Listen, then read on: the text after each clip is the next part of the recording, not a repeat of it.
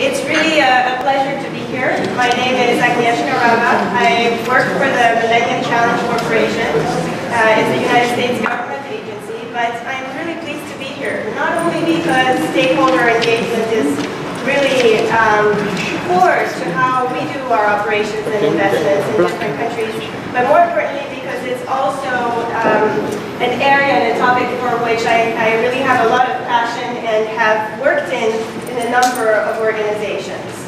So, as you all know, stakeholder engagement is at the heart of impact assessments.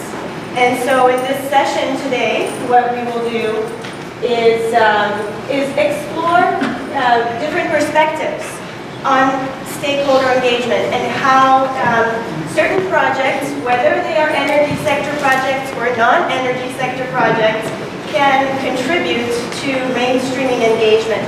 Mainstreaming it and making others more comfortable, more familiar, and more importantly, for them to understand the value added that stakeholder engagement brings, not only to the impact assessment process, but also to the final outcome. So this session is going to essentially have two parts. We will have a series of presentations that are thematically linked, and then we will engage you. So, of course, questions are going to also be welcomed, but this is about exploring how we can better mainstream stakeholder engagement and participation to make it more effective. There was a last-minute cancellation from the gentleman representing Shell in Nigeria, but that's wonderful. We will just continue the dialogue. Oh, is this the gentleman from Nigeria? No. No? I see somebody waving. Okay. All right. Before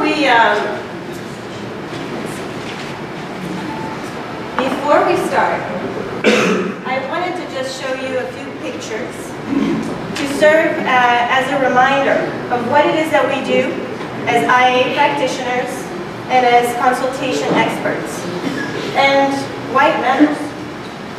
So hopefully technology will cooperate.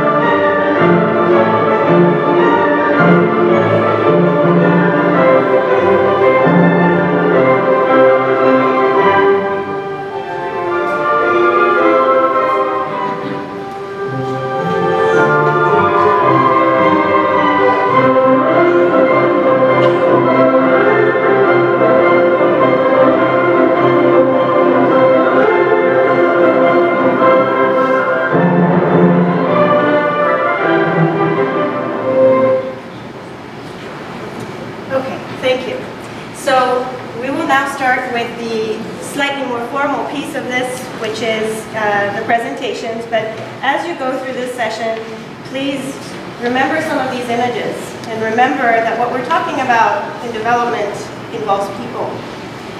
The first presentation is going to be by Mr. Fernando Rodriguez. Fernando is the Managing Director of HSC International, and that's a consultancy that provides services in health, safety, environmental, socioeconomic, and stakeholder engagement. He works with the energy sector, multilateral finance, institutions, and investors, and is a consultant to the IFC and World Bank. Fernando also brings the perspective of the energy sector. He held senior management positions with ConocoPhillips and also with Vestas, which is a wind energy company.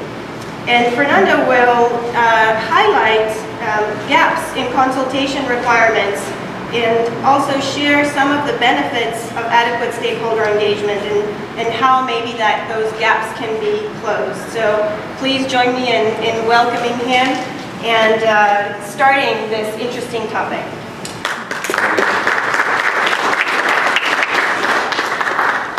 Thank you, Agnieszka, and Bon dia, good morning to everybody. Beautiful day in Porto, which yesterday was gorgeous. Hopefully today will also change and become, we have to engage with someone up high so it can become a fantastic day today as well. I'm very pleased to be here, and as Agnieszka pointed out, what I'm trying to cover, hopefully it will not be much of a formal presentation, it will be more of some highlighting some points so we can have a discussion later on. The experience that we got conducting a stakeholder engagement expands geographically and in different phases of energy development. Okay? But it's very applicable to projects in general. So I'm going to try to cover some basic points. First, a study conducted by the World Bank under the Petroleum Governance Initiative, which is an initiative sponsored by the government of Norway. Then some best practices that are available and people can get and see how the industry is working on that. Then what is social media doing to a stakeholder engagement, and some recommendations, very high-level recommendations of how we can close the gap between those findings that you'll see throughout the presentation. So initially, as I was mentioning, the World Bank conducted back in 2009, but this is still quite valid actually, a study in which I formed part of to analyze the governance, the institutional governance in countries, mostly, of course, focusing on petroleum producing countries or countries that have a significant potential for petroleum production. And the main reason for that is that the bank conducted this study to determine if there were any significant gaps, and then how the bank could offer technical assistance to these countries to close those gaps. Among the things that we looked at when we conducted this study was the stakeholder engagement and public participation. Just to give you a brief background on how we did this, what we did is we selected among some consultants and bank personnel, etc., some countries that would be a benchmark, mainly thinking about what countries would have, or which countries would have a good set of government systems within the environmental and social area to manage the potential or impacts of oil and gas and other developments associated with petroleum development. And we selected 5 countries. Brazil, because it's a large country with an upcoming production in South America and Latin America. Canada, representative of best practices on onshore, and of course bringing also some of the US onshore practices. Italy, because incorporating the EU standards. Malaysia, because again it's a large oil and gas producer in the South Asian area. And Norway, because it's a good best practice representative of offshore operations. And then of course Norway also, we incorporated some of the UK offshore practices. So with that we thought we had a good set of to compare other countries among, if you will, these benchmarks. And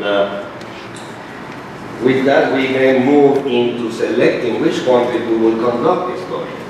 And for that it was quite there were some characteristics, that were specific and important. First, the country had to be a petroleum producer or had the capacity to become a significant petroleum producer.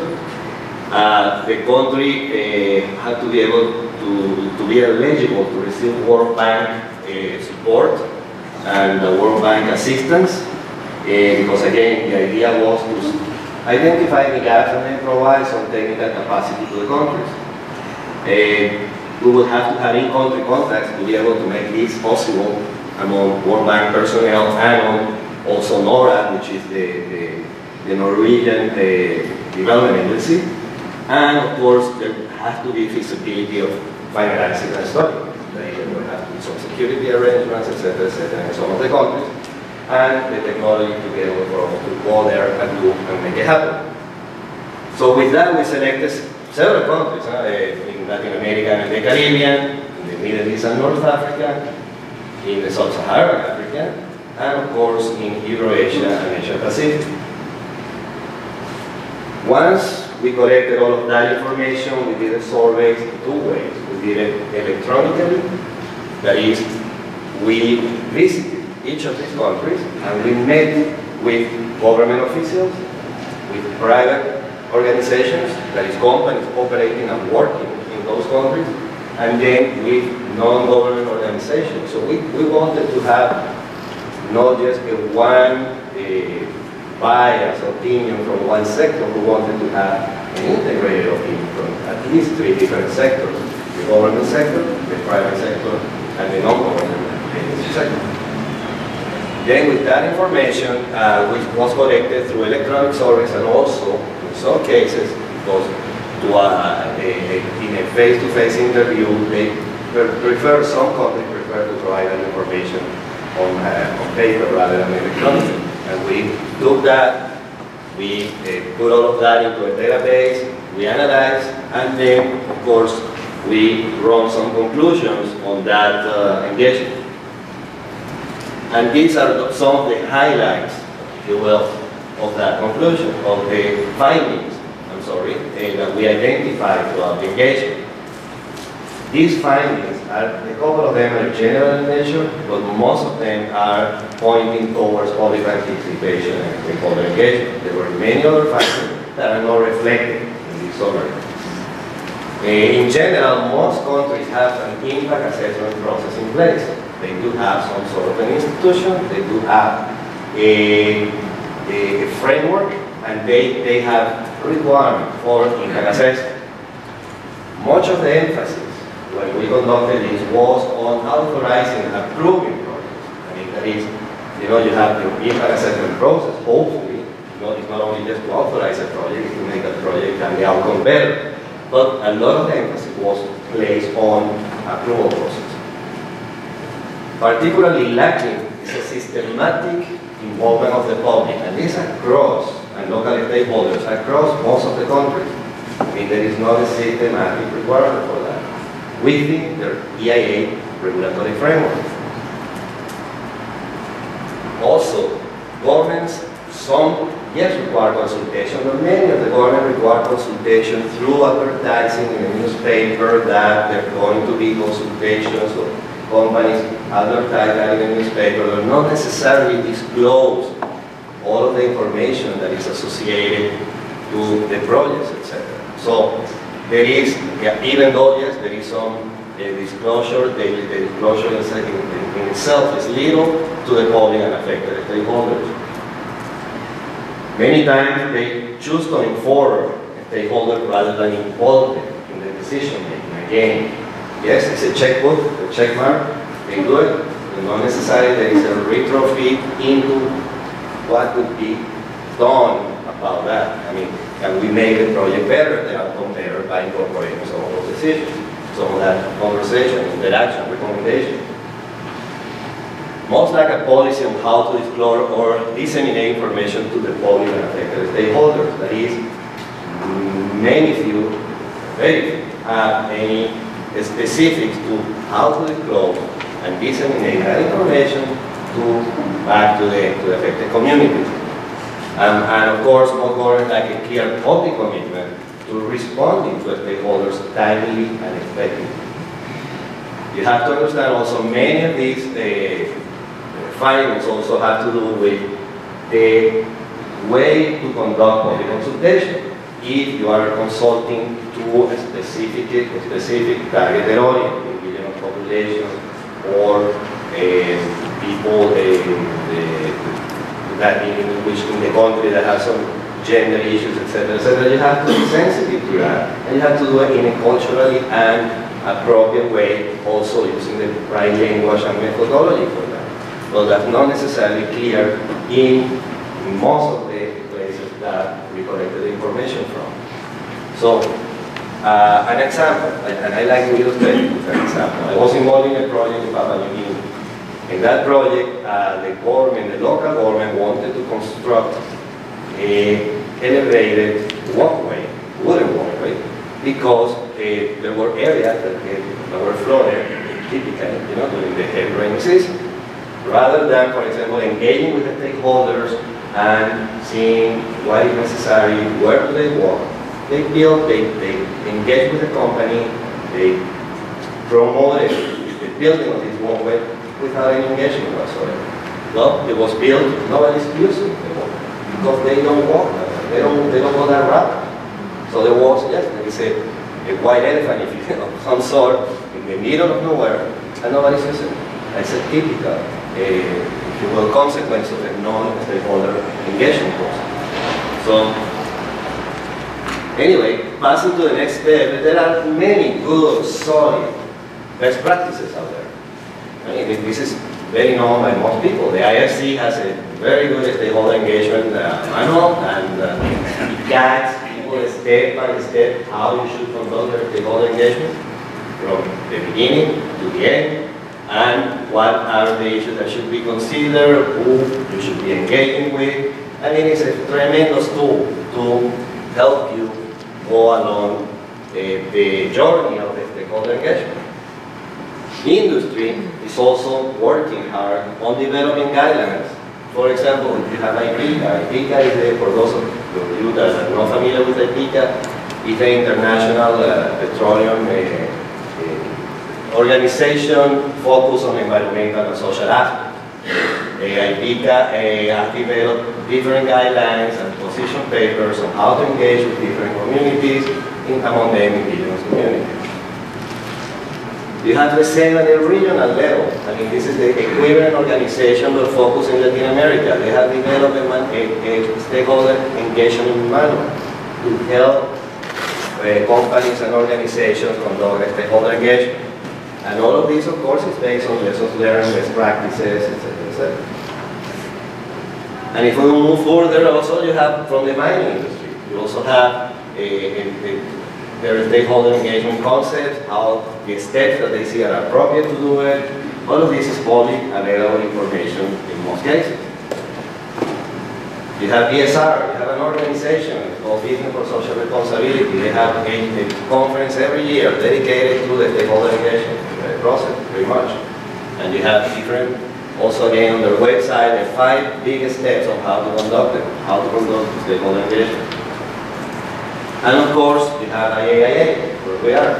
IAIA has also public participation guidelines that are available for you to consult and look and use. So there is a lot of work being done by different because of the issue that either if you don't do it right, they're not going to either obtain and or maintain your license and the right to operate. So both industries and organizations are interested in making this happen and be a success. Let's engage and let's try to overcome obstacles to have better outcomes. So that is out there. Now, of course, we hit the new thing on social media. Social media is a fantastic tool. It should never be replaced by face-to-face engagement. However, what can social media help us with? Well, we have LinkedIn. I mean, LinkedIn is a tremendous tool of different groups and organizations. I mean, we have, I just got into 2 of them.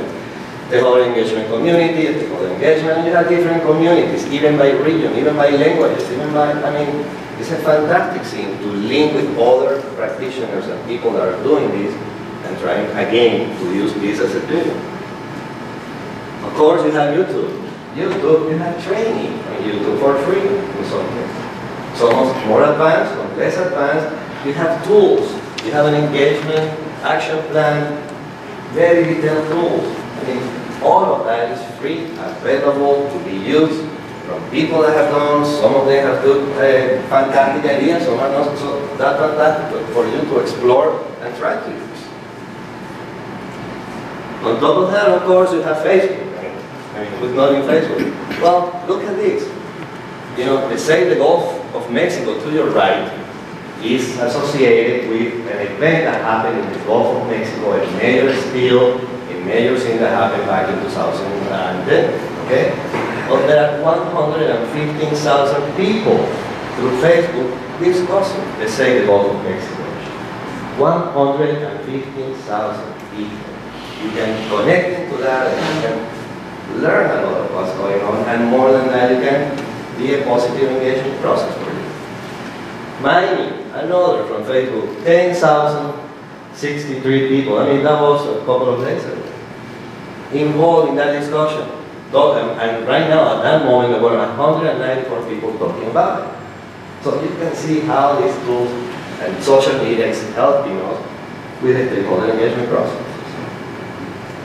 Of course, we cannot be blind about Twitter. I mean, this was a very brief tweet done in the 26th of May, and you have 4 or 5 issues. I didn't copy anymore because there was not enough room to put the slide. But a lot of people discussing a particular issue, in stakeholder engagement. That was just trying to identify some of the issues that are being discussed out there. So in general, what I'm saying is that social media is a tremendous tool to use, not only to engage with other practitioners, but also to get from there some of the lessons learned that are happening and to be able to convey messages and themes and interests on what your discussions and topics are all about. Well, with that, looking at all of that, looking at the gaps, looking at the best practices, looking at what social media is providing to us, and looking at the experience that I've been going through on this in more than 25 years, doing stakeholder engagement in different fashions or ways and companies and so on, we come back with that. So you have to start on early, very early. I mean, like when, if there is this real estate thing that you're going to buy property, location is important. But stakeholder engagement is engaged early, and then continuous engagement throughout the life cycle of the project, from the concept all the way to decommissioning. So these are some of the conclusions and key recommendations, mostly drawn from all of these issues and experience.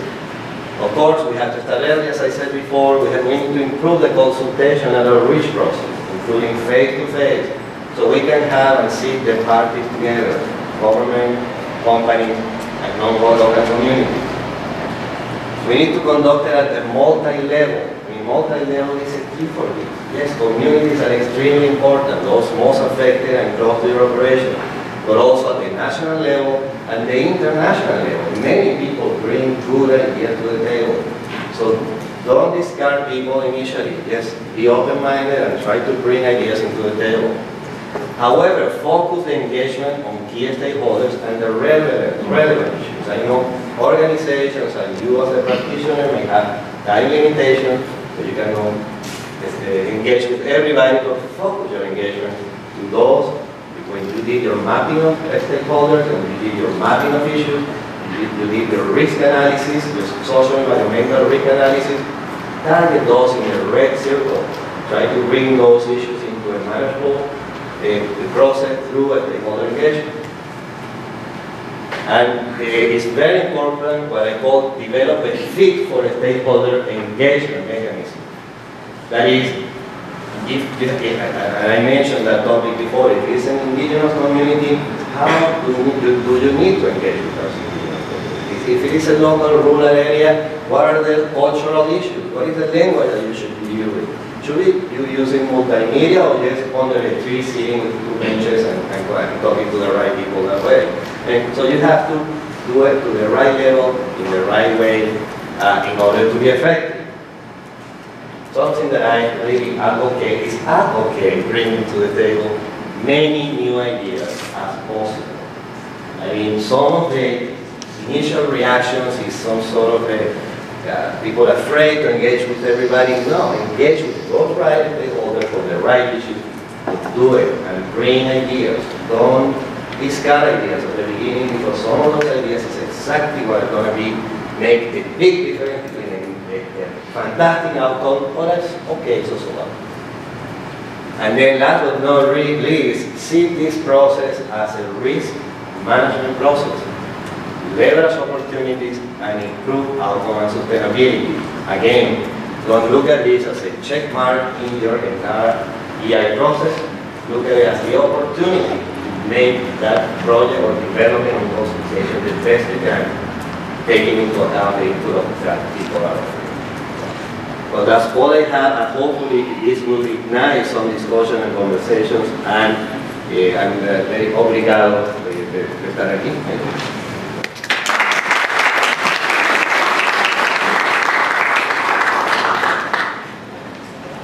Thank you, Fernando, for this wonderful overview and identifying not only perhaps some gaps in different geographical regions, but also challenging us to think about how we can leverage some of the modern tools and some of the things that have changed in our portfolio of tools to try to close that gap. Okay, and for those of you who are coming in, we will be taking the questions and rather involving you in discussions during the second part because the presentations are all thematically linked. So the next presenter is Mr. Hussein Gabi, who will be presenting on public consultation in Morocco.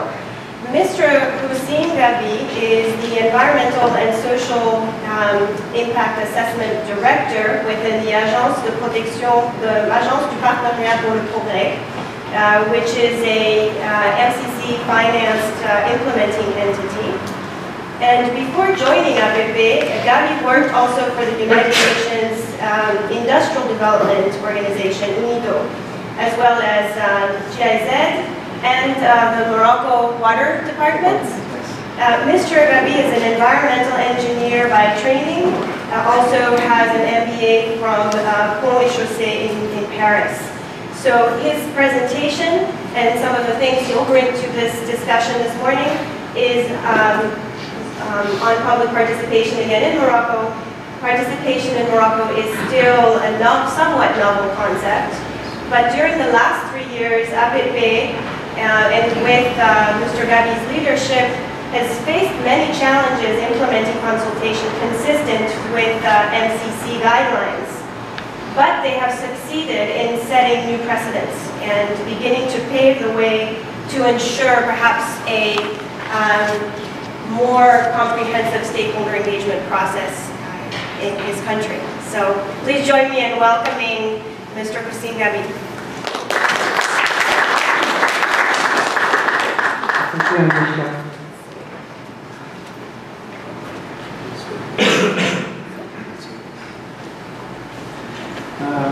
Good morning, everyone.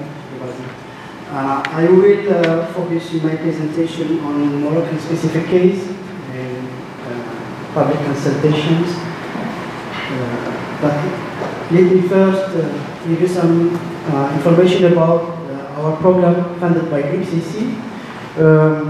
We have 3 main projects, specifically agriculture, small-scale fisheries, and artisanal and facilitators. So those are the 3 major projects on which we were working with those last years in public consultation. The map shows you the scope or the footprint of our project. We are implementing this project in an area such as 5 times the area of Portugal. So we have very big programs. So for the Moroccan regulatory framework, so it's a little bit recent. In 2003, we just have the law on impact assessment, environmental impact assessment, and we were waiting 5 years to have the decree on the CLE, which is the committee which approves actually the impact assessment studies. Then we have the decree on public inquiry organization.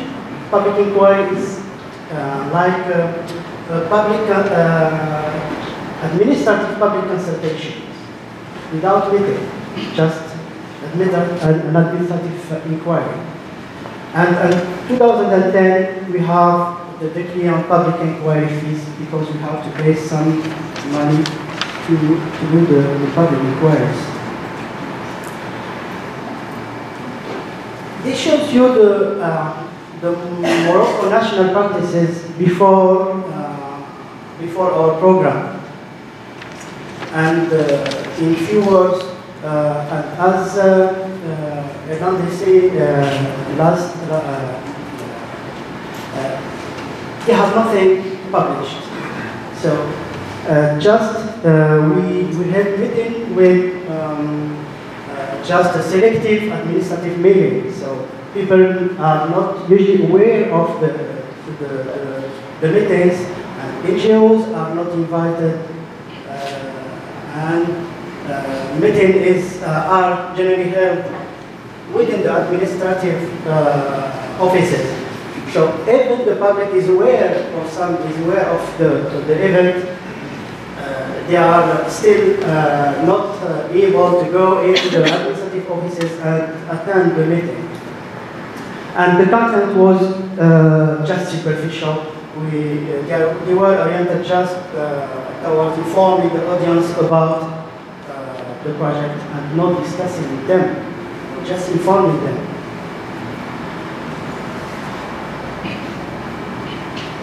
So when implementing the MCA program, so those are the three major projects, and you can see how much effort was made to implement those projects and to make numerous public consultation regarding to MCC requirements. If we look at the middle, at the green box, this is the most important project in Morocco within the MCC program. You can look at the figures. We just in 2 years, we organized more than 15 regional public consultations and more than 300 informal public consultations with local beneficiaries, because the program is nationwide and we have many perimeters to plant and to plant with the olive trees. So we have a specific project also regarding artisan and first media, and there we were organizing some public consultation related to impact assessment studies, but at the same time consultation for the resettlement action plan. And it was very tough work for us. So what the MCA program changed in our practices? So we are now sure that the announcement for the public consultation, we are sure that the announcement is made at least 2 weeks, 15 days before the PC meet, the public consultation meeting, and is published in at least 2 major newspapers, French newspaper and Arabic newspaper. Also, a non-technical summary in Arabic and in French sometimes is made available for the population, and for the public on website. This is the first time we are allowed to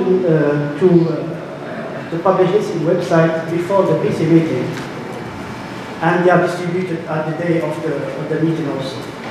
Also, we made available all the complete impact assessment study on the website. We have made some innovative actions also.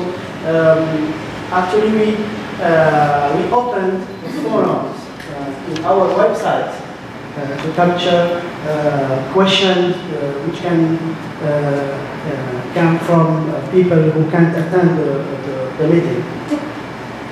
Another way to conduct the public consultation is we are engaging an independent moderator. Initially, the meeting was shared by the authorities, and even the public who can attend the public consultation are not comfortable with these things. Now we have an independent moderator, and even the rooms are arranged in a view form so that all the people can feel comfortable in the meeting. The language is is preferably dialectal Arabic or Berber, even Berber, so to ensure that the full understanding of by the public of what we are saying actually. A register is open also to collect the question and suggestions for, and it's open 50 to 30 days after the public consultation meeting. And this is interesting, the last point is the report is systematically sent to the Conseil National du Impact, or the committee who approves the impact studies. So, for the blue box is the fisheries project, and I think we were learning about during the program, because for the agriculture program we had some difficulties to organize those consultations in a very reduced time. So for the fisheries project we made public consultation strategy. So we were very clear in our approach to organize this public consultation. It's generally a strategic level, because the fisheries project is a nationwide also project with many different kinds of projects. So we have the strategic level at the central level, but we have some, also a second axis of local intervention. So, the first lesson learned within this program, let me say that public consultations help us to identify some mislead and concerns.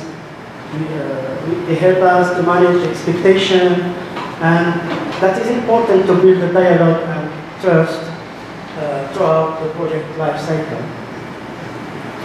And in many cases, those meetings help us to identify women's specific needs, because initially the women were not involved in this process. So thanks to this meeting, we capture actually their needs, and if we can, I can give you some examples later when we were discussing the questions. But it was a very interesting thing in Morocco, this gender integration, and yes. They helped us also to identify and confirm a new project to ensure the sustainability of the program, or to close the loop. The agriculture program is about planting olive trees, and during those meetings, farmers tell us about the future. So we will plant trees, we will have olives, but then still the value is not. They are not means additional value if they are just selling the olives instead of processing them and selling them as oil. There is also some, let me see, a poor public consultation experienced during this 2 years. It's about timing. We had some project just dropped out of the program just after the organization of PC meeting, the public consultation meeting, and this is very dangerous for the adhesion of beneficiaries, because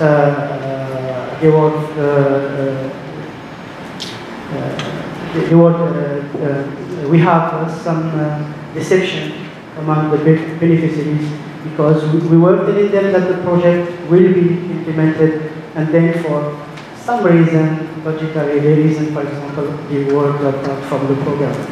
So the timing is very critical for public consultation or public meetings. Here is a case of we were constructing a landing site for artisanal fishes, for fishermen. So at the left, we were constructing a wall to protect the infrastructure. But the fishermen were against this because they didn't understand when they were consulted that this wall will be constructed because they don't understand the 3D concepts and designs. And they tell us they want to know more that this wall will be built. So we were obliged to destroy this wall and redesign the infrastructure, and normally the wall will be here. So according to their needs, we were changing the design of the project, and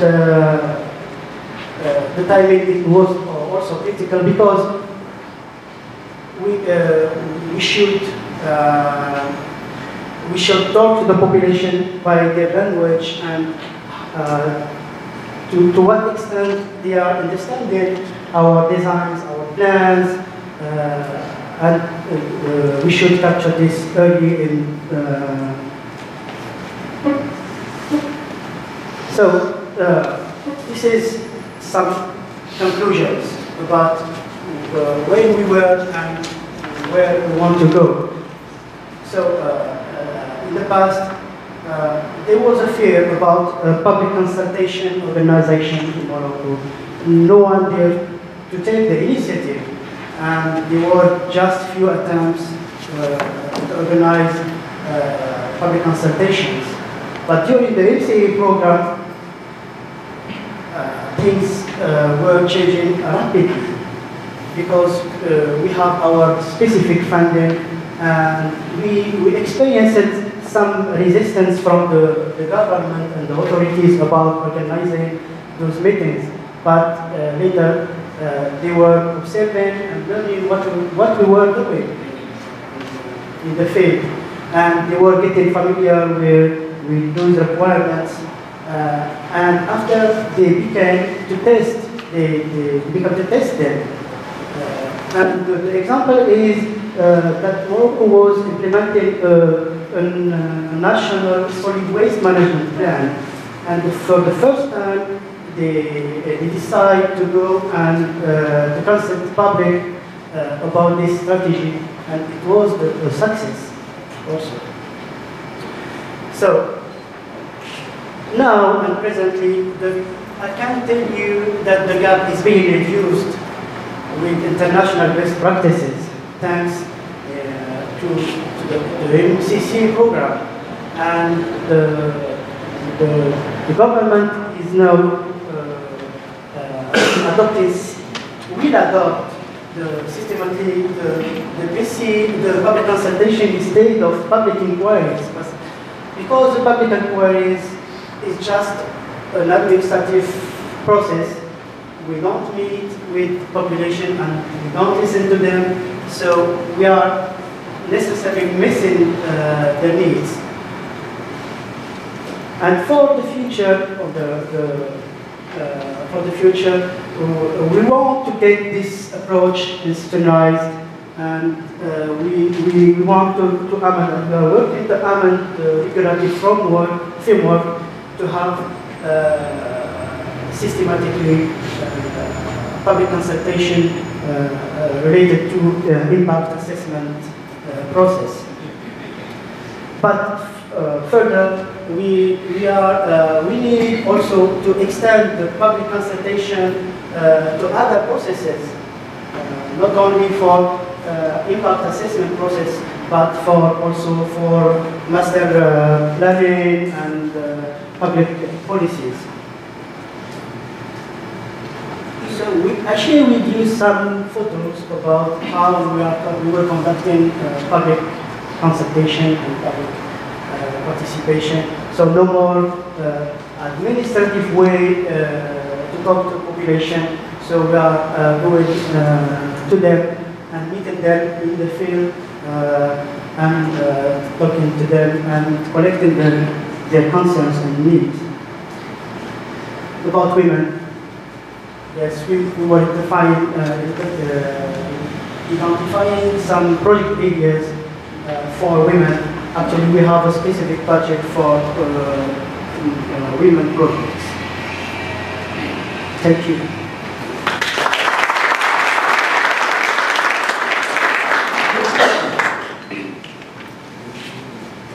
Thank you, Eugene. This was really also a wonderful presentation on how some projects can set those precedents and encourage better use of stakeholder management, including some of the modern tools that were referred to in the initial presentation. I was informed that the representative from Shell did make it, so we will do his presentation last. We'll indulge it up, but before that, I would like to introduce you to Sergio Moreira. Sergio will do a presentation on community involvement in energy ventures.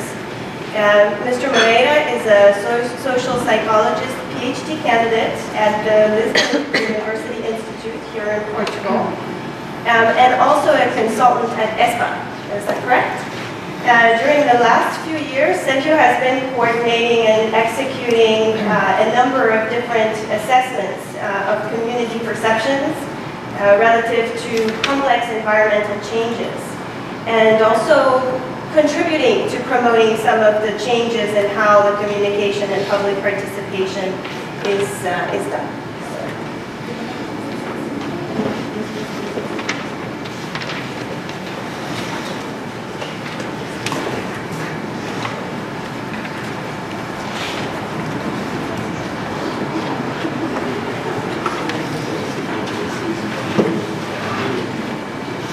Okay, good morning to you all.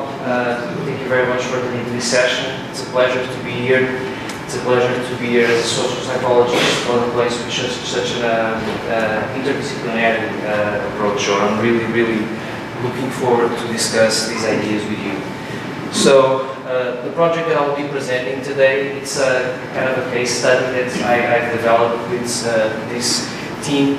It's a project on community involvement on new energy ventures. So this is the structure of the presentation. I'll try to keep it brief and sharp as much as I can. I'll start just outlining the case study and then 3 questions about community involvement. Why should we do community involvement in this case?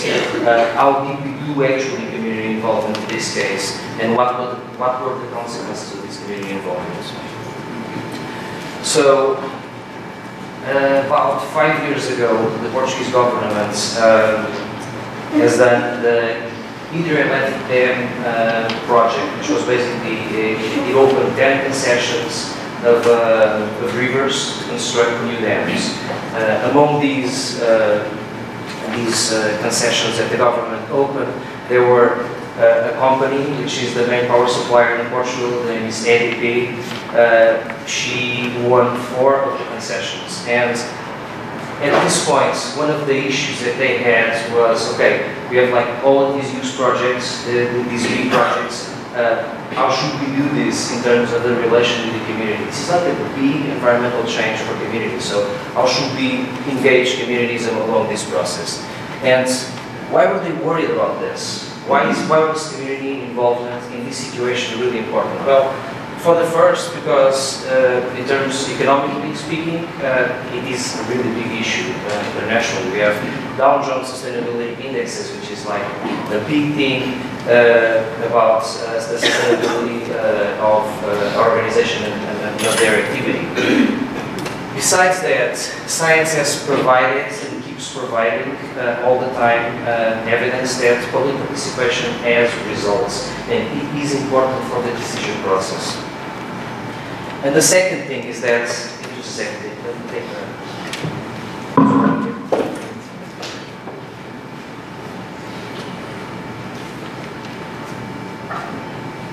Okay, and the third thing is that society actually is getting more and more aware of their environment. So they want to have a stake in what's going on in the environment. And for this reason, these three reasons they organized why it was such an important issue, community involvement in projects. Well, the next question is, how did we do community involvement? How do we do this? Community involvement, stakeholder engagement, this is all the same thing. So we started by thinking about what are the current methods of models of environmental decision making, and we organized these models of environmental decision making in kind of two topics.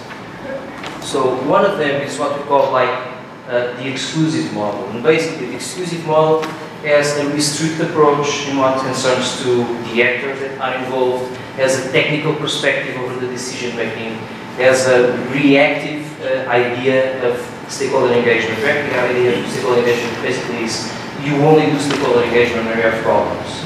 You don't do it in advance.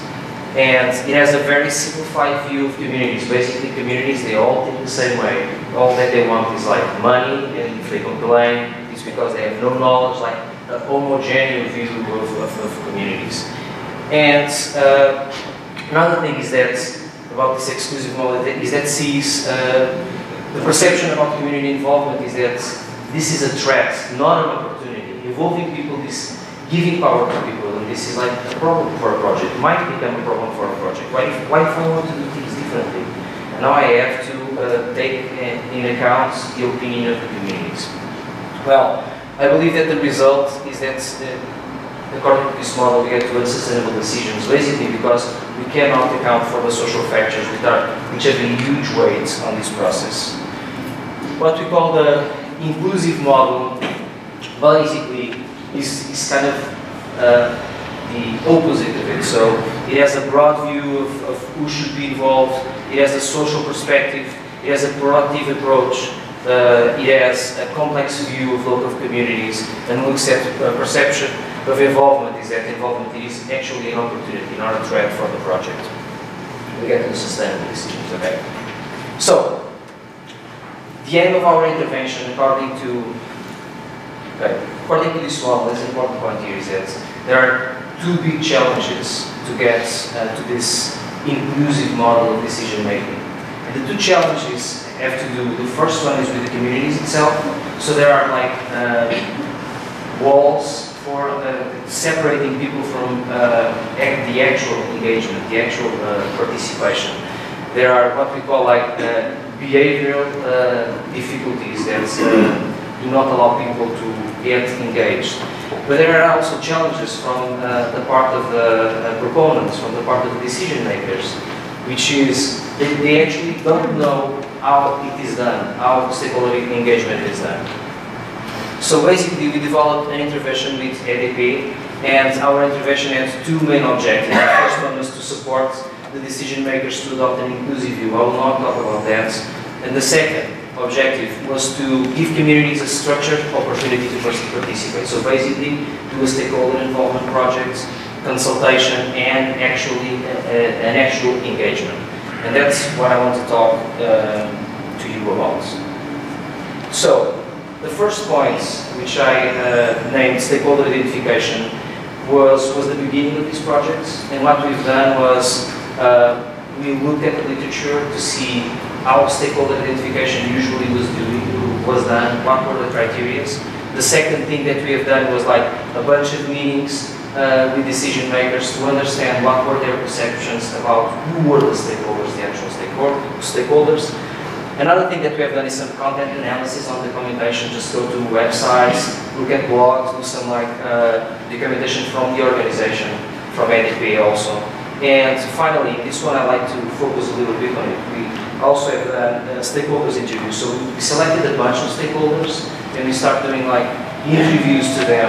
And based on what they say, that could be other stakeholders of the project, we would go and follow these other stakeholders and on and on and on. This is kind of a network approaching, and we only stopped when there were no new references to stakeholders, which was a nice, I believe it is a nice approach, and it's a very comprehensive approach to the stakeholder intervention. So this is a kind of a representation of who were our stakeholders in one of the projects, one of the other projects that we have conducted.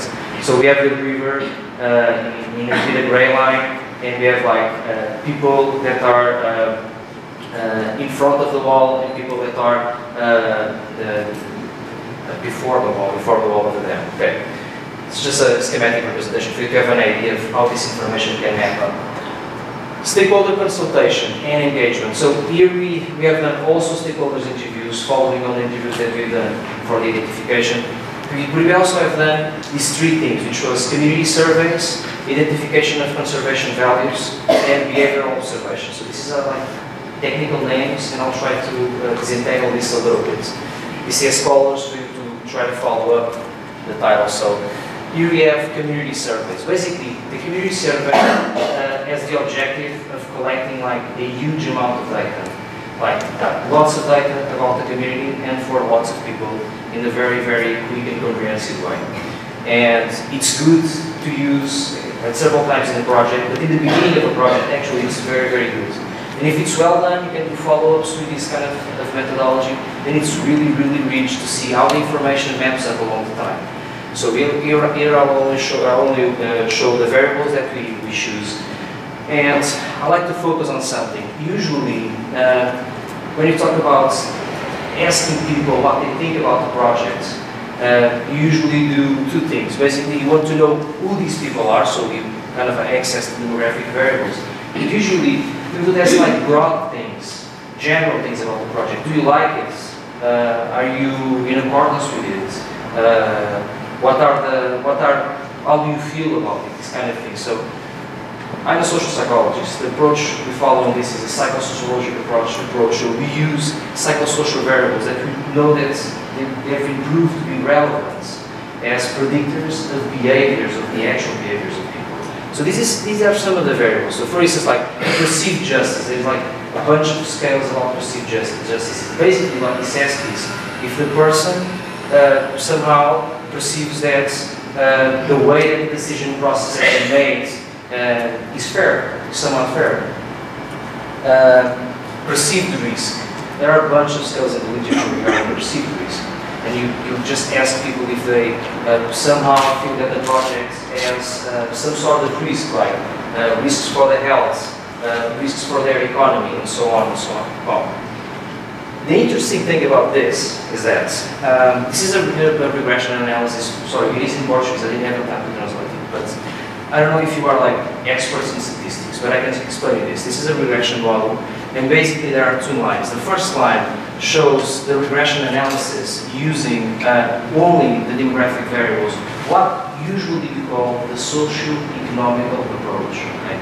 And in here, you have like the variance in the data that it's explained in this model. And we have 13%. So 13% of our variance in the data is explained by this model. When you add the psychosocial variables, you have 35% of variance explained. And I have to tell you this. I've found this like study over study over study. And this is the worst result I have. I have much better results than this. So one thing is clear. Socio-economical approach, it's not enough when we talk about characterizing a community and characterizing the way they relate to the project. So this regression model is done to explain how much these variables predict the perception that the person has about the dam in this case. Okay. So here is the regression, the structural equation model, and basically everything is kind of moving to explain the attitude towards the project. If you want to ask me some questions about this, I can talk to you later. Okay. Another thing that we have done is the identification of conservation values. Yesterday night I was talking with a Brazilian friend, and he was telling me that an important thing in what concerns stakeholders' engagement is that was moving him, that was compelling him towards this cause, was because he wanted to see the reality, the local reality, towards the eyes of the people, using the knowledge of the people. And basically what we tried to do here was exactly this. So we called a bunch of stakeholders that we had interviewed previously and asked them, okay, we need to know this place. and you are the guys that know this place. So let's do this. Let's talk a little bit. We used a structured methodology, and we use their knowledge to map what we call the conservation values. Those things that people really would fight to keep. And this is the kind of results that we can get from this methodology. So like a list of values, the importance that each value has relative to each other, and then here on the other graph you have categorized by topics the state in terms of the actual state in terms of conservation of these values. These are all perceived measures, these things that people think about, things that people perceive. Okay. Finally, another thing that we have done was a behavioral observation. Basically, behavioral observation is you observe behaviors. So you use a map and with categories of behaviors, and you see what people are doing, and you just say, okay, here we have like 3 people or 4 people, and these people are like talking with each other. And then you can categorize in social behaviors, non-social behaviors, right? You can do lots of things. Here I only want to show you a representation of the clusters, the amount of people that were in the specific region. This is Portugal. Actually, it's a beautiful place in Portugal, very, very beautiful. And you have like clusters of people, and you can see, you don't need to be an expert to see that people do not cluster close by the river. They don't. They cluster inside the village, and this has really important implications for the way the project will be, will be implemented in a place like this. Okay, basically this means that people get together on the street to do social behaviors with each other. If you want to ask me more questions about this methodology, this is a really, really rich approach. I'm more than willing to answer you. So, what are the consequences, the actual consequences of doing such a public consultation like this, stakeholder engagement or community involvement like this? So, the first thing that it's important is that we use different methodologies. Different methodologies allow for us to have opinions from different people, and even if it's from the same people, it's over a different perspective. And this is really, really rich. And you can cross things and see how information maps up in terms of consistency. More consistent information usually is more useful. But there is another thing here, and this is what I want to conclude with. So we have decision makers and communities. And usually community involvement is seen in terms of information. So the decision makers will inform communities, because I've listened to this actually in your presentation, and I listen to this all the time. It's the idea that communities do not have the knowledge to participate, to be engaged, to take part in the decision. Okay. So the answer is, let's give information to them. But there is another thing that is also important, it is to consultate the opinions of the communities. And this is also actually kind of done somewhat.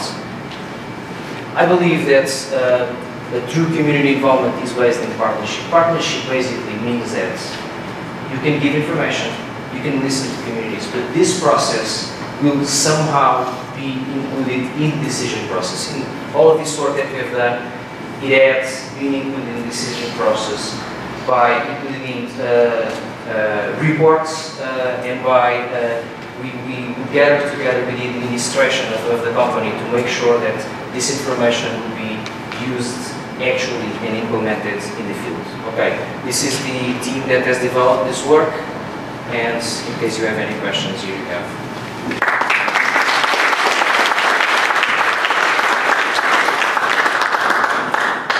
Sergio, thank you very much for reminding us of that. And I just wanted to verify, the gentleman from Nigeria that made it, are you still willing to present? Yes? Okay, so while they set up the presentation, I'll try to buy us a little bit of time.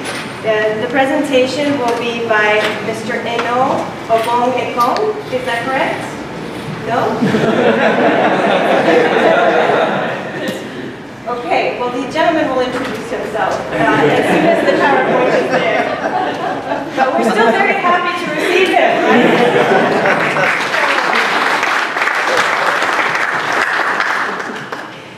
Okay, how many of you are from the private sector here? Can you raise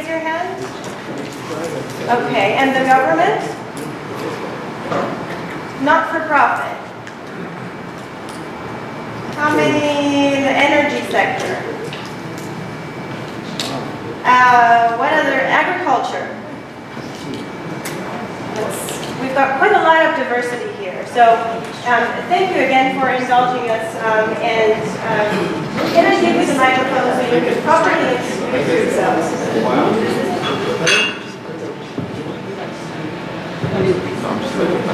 Alright, this one's good morning, ladies and gentlemen. My name is Adeban Diabikoya. Sorry, we've had a lot of mix-up about who will be presenting this paper on the web. And if you check your program, you see it's not my name that's on it. But if you see the chart here, you see my name. And because of that, it's been a struggle, but I'm happy as long as I could take the floor to share with you very briefly my thoughts on this. We'll be looking at increasing influence of stakeholders in business decision making. I know we had a lot of discourse here this morning talking about the stakeholder engagement as part of the IA process. But what I'm going to be sharing with you is a kind of strategic postulation from my experience and from our work in Shell to help us see that we need to actually take stakeholder engagement beyond the IA process, but the IA process can help us to develop a kind of stakeholder management system in our different organizations to drive our stakeholder interface. I just try and follow a very simple outline.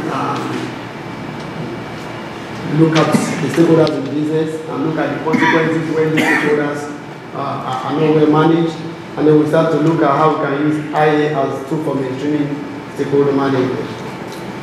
Now, the term stakeholder, something that has evolved over time. When in the 60s people talked about stakeholder, it meant a lot different from what it is today, and it will continue to evolve. Some people in the city who are not stakeholders to business, they are at the heart of the business today, and they force businesses to take decisions from both a particular direction that some businesses never thought about in the first instance. So stakeholders are people who are affected by the activity of the organization. They might be internal to the organization, external, they might be far away, and they might be nearby. But the most important stakeholders are always those who feel they will suffer a loss from what the organization or from what the business is doing. The fact that they suffer the loss doesn't necessarily make them the more powerful stakeholder who can influence the organization, but we just have to recognize that. Now, when we look at who's got a stake in the business, previously we look at the internal stakeholders, we look at the board, the management, the employees, and then the stakeholders who are connected, who are the shareholders, who are the customers, the suppliers, and just the people who are within the reach of the organization, providing support and making its operation and activities work out. But gradually we start to see government bringing its influence to be our businesses. 2-3 decades ago, you hardly see government intervening so heavily to stop a business or to stop a business operation from starting up. But we start to see that very seriously over the past 2 or 3 decades, and it's become a very big issue today. And then we see the regulatory agencies. In Africa, we call the regulatory agencies the sleeping giants, but in the past decade, they've been up and running and start to win their big stick from people. And then we have the local communities and a whole lot of stakeholders who are coming up and getting stronger and pushing to have their stake protected in the business. And so every business has its unique set of stakeholders. So it's not a rocket science and saying these are the list of stakeholders that you're going to have for your business. Depending on the nature of the business, the kind of stakeholder that have will also be different. And the expectation of the stakeholders will also influence how the business is managed. And the stake of each stakeholder, which is the driver of their influence, might grow or wane over time. You see a stakeholder who is so interested when you're starting off, and he feels if you don't address my stake, we will not let you go forward. But at some point in the life of the business, in the operation, you start to see the same stakeholder fizzling out of the radar of the influential field. So the important thing is that businesses cannot afford to ignore the interests of all the stakeholders, whether they are internal to the organization, external to it, far and near, wherever they might be, because considering that it's like a dead kennel. And a few examples to help us see when stakeholder interest is not adequately managed. We have the Aboriginal protests in Canada, and that has to do with local communities putting pressure on an extractive industry. We have the same kind of situation happening in Peru, where indigenous people sued Occidental, and all this happened because they felt Occidental was not paying attention to the issues, and they felt their livelihood as risk. You also have the case of Shell, the current community protest in Ireland. It was a controversy that emanated from perceived impact, but nobody picked it up and gave enough attention to address it. And it grew up to become such a very big issue today that Shell has had to manage. And looking beyond the local stakeholders, the local communities, you also have the shareholders. I'm sure many of us read in the news earlier in the month when Aviva CEO had to quit because of shareholder pressure, shareholder revolts, and over executive pay. So when we're talking about stakeholders, we're not just looking at external people. And we have the case of Bhopal and Dow Chemicals. The Olympic PR row is something that is very much active, and we are waiting to see how it plays out in London next month. Now, the primary goal of every stakeholder to business is actually to protect the stake. And so it's very important for the business to also be able to identify the stake that each stakeholder has got in the business or in the operation. For example, we have the stake of stakeholders around the shale gas development in South Africa, for example, is the fact that fracking in shale gas, there was anxiety that it might affect groundwater. But nobody has ever done fracking before, so you really don't know if it's going to affect it. And all the studies that have been done have shown that there was not going to be such kind of effect because of the kind of impermeable rock that is on top of the shale gas that separate the shale gas from the groundwater sources that people will normally use. But that is a perceived consequence that people are afraid of. And the people who feel this effect who feel this is their stake in the project have started to try to influence the decisions that are taken as the project moves forward. And then people look at the chain effect on environmental sustainability beyond the local community. People talk about gas fire in United Delta, it affects livelihood of rural people, but much more it aggravates global warming because it contributes to global emissions. And people talk about drilling in the Amazon and the anxiety that it might just destroy the culture of indigenous people. And those are the type of stake that people have in operations. Somebody's stake is just about the culture. Don't come and dilute our culture. So when people feel we're going to contaminate groundwater and we'll put our livelihood at risk. And then we have the other set of people, the investors are looking at return on investment, and they expect management to deliver benefit to shareholders.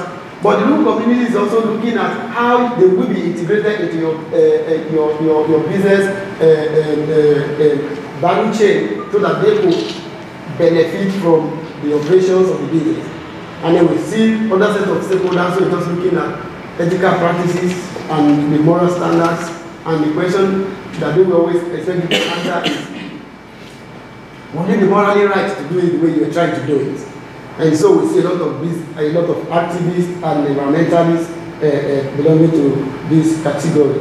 And what they push for is the need to balance the profit motive with ethical, moral, and sustainability motive. So we see stakeholders that are different stakes, and when we are able to identify what stake each stakeholder has got, it helps us to begin to give shape and structure to how we will be able to manage it. But what happens is when a stakeholder perceives that his stake is at risk, then there is always a shift from trying to influence the business operation to bringing stakeholder pressure, as we call it.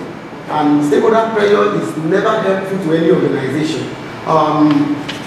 It doesn't matter the kind of business or the kind of operation when Your stakeholders turn from subtle influence, trying to influence how you do it to make sure that their stake is protected, and they move on to start to bring pressure. It creates a lot of discussion to both the business and also to the other stakeholders in the business. Because managing the stake of different stakeholders is a very complex process. I really don't want to go into that in this short presentation. And what we see happen when stakeholders start to perceive that their stake is at risk is when there is inadequate engagement. When they see communication gap, they bring it, but we really don't understand what you are doing. Or they feel the business is not transparent, or is not being sincere the way things are being done. Or when the stakeholder perceives that there is no visible commitment from the company or from the corporation to its stake. For example, the company might just be talking and not having a good tap on its environmental footprint or on the social footprint, and it starts to make stakeholders perceive that their stake is at risk. So when this happens, I'm just trying to put those two arrows beneath. The stakeholders, when stakeholders start to influence the business, and the business engages with the stakeholder to understand their stake and try to see how to work together amicably to make sure that the stake is protected, you see both the stakeholder and the organization having a common ground and having common shared understanding and shared vision of where they want to get to. And if that is taken in a transparent manner with visible commitment from the organization, if I recognize the stake as that of livelihood, and you have adequate engagement with the local community whose livelihood is affected, and you have making visible commitment to address their concerns, either to take out those impacts from your design at the design stages of the project, or to mitigate the impact because of your project or operational activities, then it starts to generate goodwill towards the business from stakeholders, and that translates to reputation, and we know reputation is big value for any organization. But on the other side of the graph is when the stakeholder perceives that his stake is at risk, and then he shifts straight away from trying to influence you to bring pressure to bear on your operation. And in trying to do that, what we have seen in recent time is stakeholders don't stand alone to bring pressure on you. You see alliances being built among every other stakeholder who is not happy with what you're doing, and when the alliance grows very strong, it develops to very negative public perception, and it starts to hurt the reputation of the organization, and it starts to lead to serious value erosion. Now, to just help us appreciate that a little, this is a chart that shows how the stakeholders' ability to influence how a corporation takes its decision. You look at it, the degree of organization is natural, and the levels of influence, how they can drive and influence corporate decision is a vertical line. At the bottom of it, you will see we have people like opinion leaders, neighbors, the NGOs, the competitors, suppliers, customers. But at the upper part of it, we have those who have mandatory control, those who can shut down the operation if they feel certain critical stakeholder positions are not being met. And among them are the state authorities, the institutional shareholders, and especially the banks and the investors and the joint venture partners, among the few of them. Over time, what you see happening is the degree of organization has improved tremendously among the smaller stakeholders or the individual stakeholders, like the local communities, like the NGOs, like neighbors to people who live in the neighborhood of plants and all of that. And that has further strengthened the ability of stakeholders to exert influence on the business, and also to bring the pressure to bear when the business fails to respond to their expectation. So why is stakeholder influence growing? I know this is obvious, okay? This is obvious, we will not expect us to discuss it for a very long time, but we know we're operating in a global environment, and everything is linked together, and so there will always be pressure coming from different sides, from both the global arena to the local arena. And how do we maintain stakeholders' interest? Basically what we need to do is to recognize that this this interest is essential for success, and then if we integrate it in such a way that we ensure that business decisions include a careful assessment of stakeholder interests at all points, and then we ensure that the stakeholder interest is managed in a structured manner in our business, not just for the impact assessment process alone, but for the entire business, and then we'll be able to harness these influences to support the business rather than frustrate it in terms of the stakeholder pressure that comes in. Sorry, I know my time's up, but really let me just run through this in another minute and I will be out. We want to leave a little bit of time for questions. Okay, yeah, okay. All right, we just look at how the IA process can be used to mainstream stakeholder interest in our businesses, and I'll just look at the lower bit of it, the fact that we need a robust stakeholder management strategy, and the stakeholder management strategy is built on baseline information, on lessons from engagement in the IA process, and on the need for us to continuously move stakeholders who are stakeholders to our businesses from their position. Very often these people have a position, we don't want you to do it. To that point of exploring mutual needs and gaining mutual understanding. I know. Okay, I can't get the slide to move forward, sorry.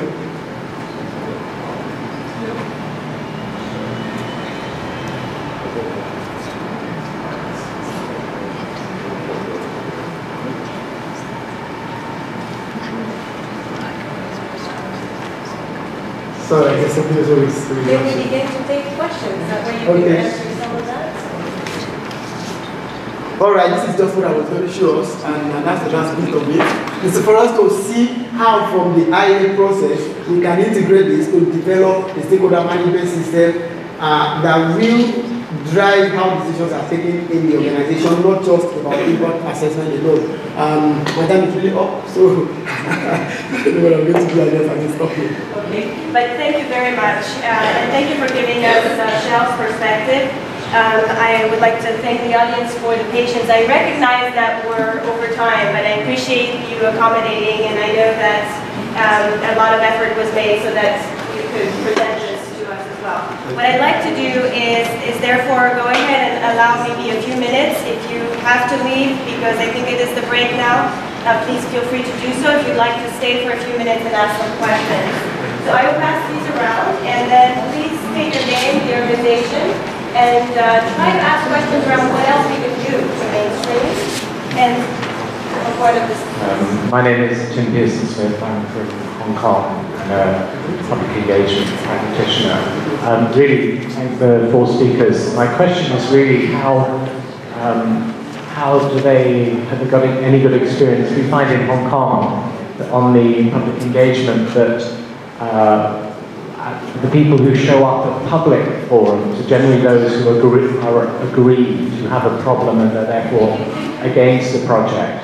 Is whether you've got any experience in actually getting what I would call the silent majority's opinion. Obviously you can do it through opinion surveys, but whether you've got any experience of actually sort of shaking the tree such that you get the opinion of rational people rather than the extremist view.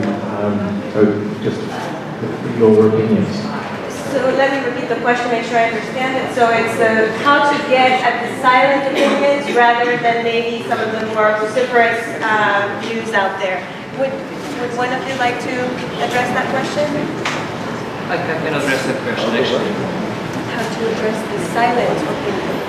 So that actually is a very interesting question. It's the idea, if I understood well, it's the idea that there are like different levels of stakeholders. There are stakeholders that are actually very active, that they are in the field, they are knowledgeable, so they can kind of promote their ideas and their views.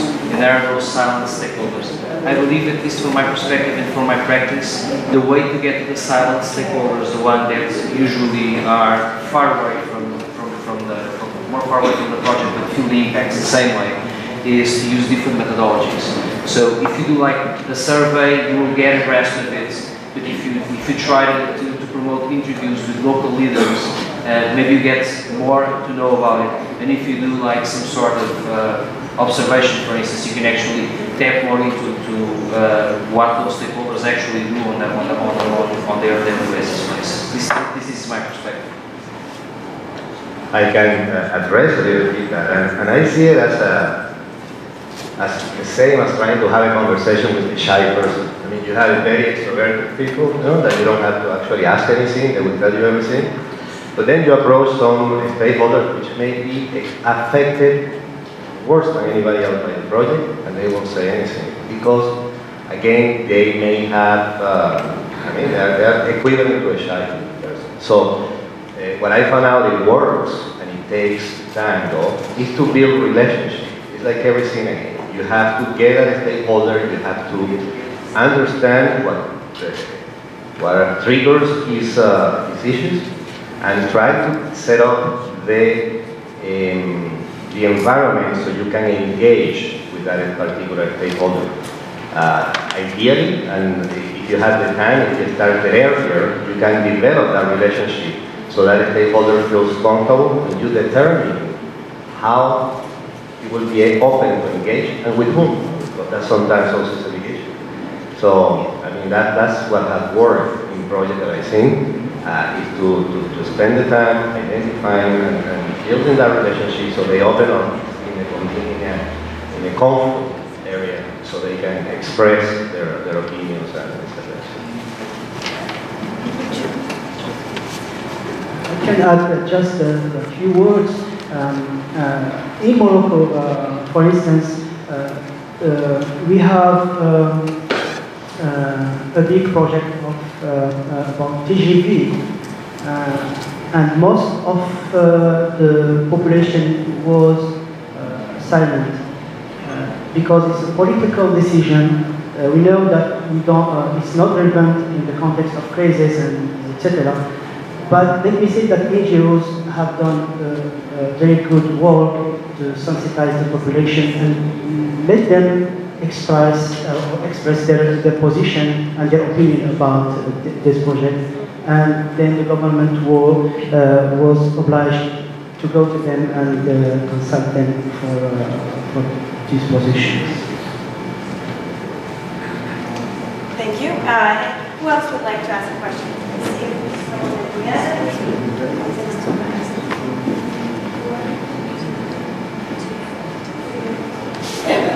Okay, my name is Mahal Yao. I'm from Lesotho, representing MC Lesotho.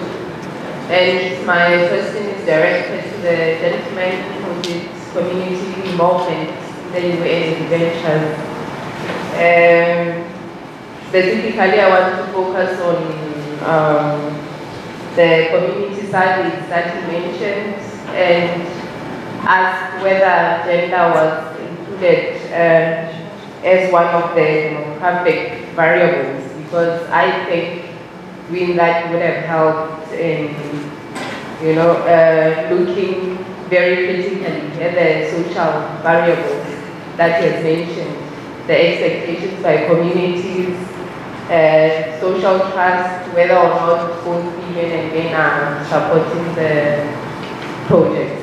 Thanks. And is the question of one particular person, or? Yeah, we can address it. Community. So the question is on how maybe the gender element was integrated in the consultation process. Would anyone of you like to start? So a very brief question. As I told you, we consider like social, demographic, economical variables. So we kind of look into that if there are any difference in genders, and usually psychosocial variables are much more important in predicting the perceptions that people have towards a project than any other social, demographic, or economical variables. Yes, that is extremely important, and sometimes we have found out the best way to approach some of the stakeholder engagements, especially when you have a targeted group, is to try to tag along any existing initiative that may be out there, can be by organizations like UNDP, it can be by the government, local governments, it can be by private industry, it can be by NGOs, etc. In which, for example, I mean, we had in particular project, the concept of community banks. Community banks in some areas are managed by women, by the women of the fishermen. You know? And we approach and we look at, they were meeting regularly, they were very enthusiastic about doing it, and we tag along and we talk to the people that were conducting this program to take the opportunity and engage with that fantastic stakeholder that was very essential and crucial to the project that were going on. So, I mean, try to take the venue and the opportunity that is out there. Sometimes there are many ongoing programs, rather than you, and that's something that I really give you as a recommendation also that I perhaps failed to say. Sometimes stakeholders are bombarded with different organizations and people and surveys and things, and especially in areas that are booming, because of oil and gas, or because of energy, or because of agriculture, or whatever. So do not create another venue in which for them is again a distraction of their normal life and activity. Try to tag on existing venues and existing programs, and take that opportunity working with those organizations and trying to do the engagement with what they're doing as well. Okay. Any other questions? I saw the gentleman there was first, and then we'll take one of them. Krega, Electro Slovenia. Is stakeholder engagement possible without trust, and how to gain it? Which of the gentlemen would like to try? Without trust? Yeah, sure.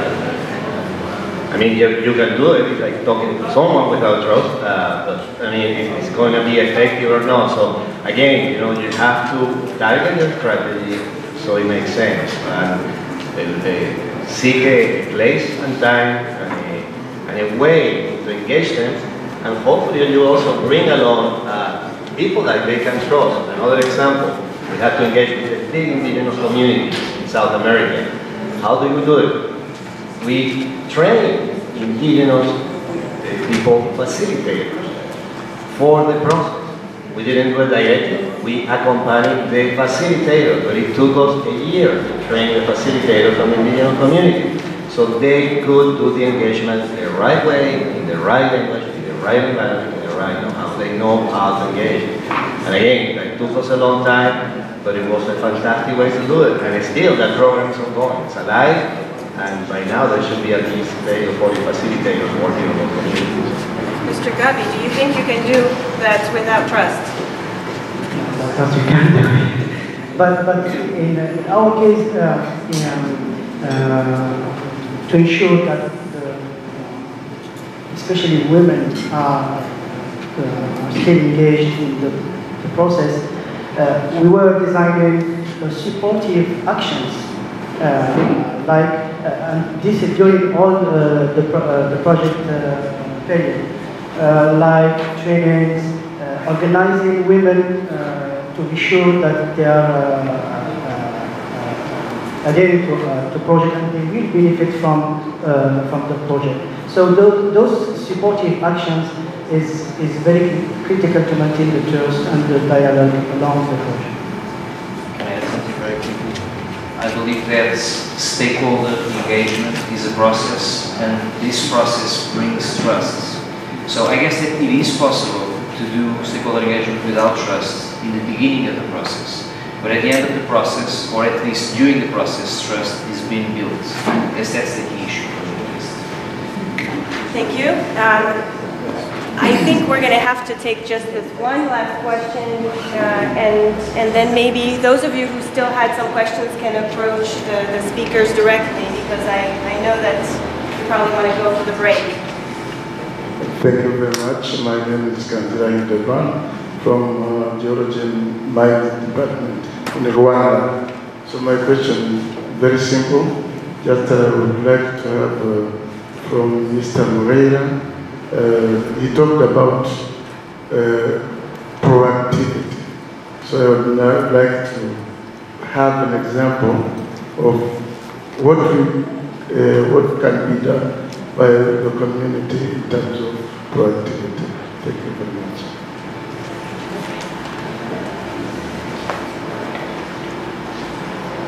Well, I believe when I talked about proactivity, the idea is that usually stakeholder engagement happens when there are some sort of problems with stakeholders, with the communities. It's like there is a problem and we react to that problem, that we engage people to solve the issue. What I'm talking about here is to act before the problem happens. So know the people, identify who are your stakeholders, know what they think, know how they feel, know what are their perception about the project, and that way you will be in advance. So you will have a step forwards. Okay. All right, well, I wanted to thank you for being here, and once again, thank you for accommodating the change. Again, mainstreaming stakeholder consultation is really important, so we hope that you'll continue to contribute to that around the world.